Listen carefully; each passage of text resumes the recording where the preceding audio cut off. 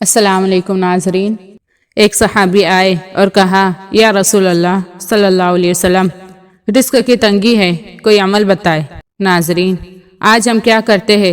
کتنے بڑے بڑے وظیفے پڑھتے ہیں رزق کے لیے، کاروبار کے لیے، گھر کے لیے، لمبے لمبے وظیفے کرتے ہیں۔ ناظرین، پڑھ پڑھ کر ہم تھک جاتے ہیں، لیکن ہم قربان جائیں ہمارے نبی صلی اللہ علیہ وسلم پر، آپ کی شفقتوں پر، آپ کی رحمتوں پر۔ ناظرین، یہ ہمارے نبی صلی اللہ علیہ وسلم کا بتایا ہوا عمل ہے، ہمارے نبی کا وظیفہ ہے۔ اگر ہم تجربے کے لیے کریں گے تو کوئی اثر نہیں ہوگا، اور اگر یقین سے کریں گے تو رزق کے دروازے کھلتے دیکھیں گے انشاءاللہ۔ ناظرین، ان صحابی نے رزق کی پریشانی بتائی تو آپ صلی اللہ علیہ وسلم نے کیا فرمایا؟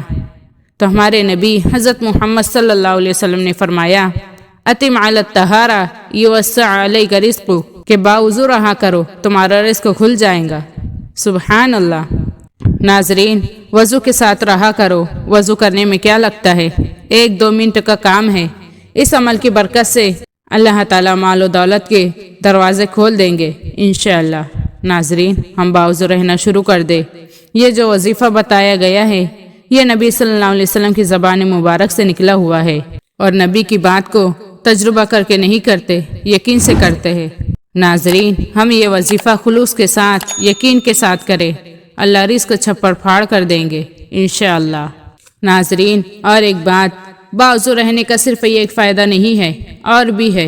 اللہ تعالیٰ باوضو رہنے والوں سے محبت کرتے ہیں، شیطان دور بھاگتا ہے، اور ناظرین، وضو ہوگا تو نیکیاں کرنے کا دل چاہے گا، اور نماز خود بخود پڑھنے لگیں گے۔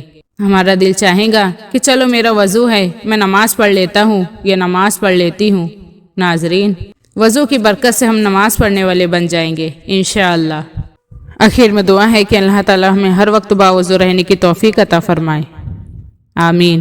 یقیناً آپ لوگوں کو ویڈیو پسند آئی تو ویڈیو کو لائک اور شیئر کریں، اور چینل کو سبسکرائب کریں۔ اللہ حافظ۔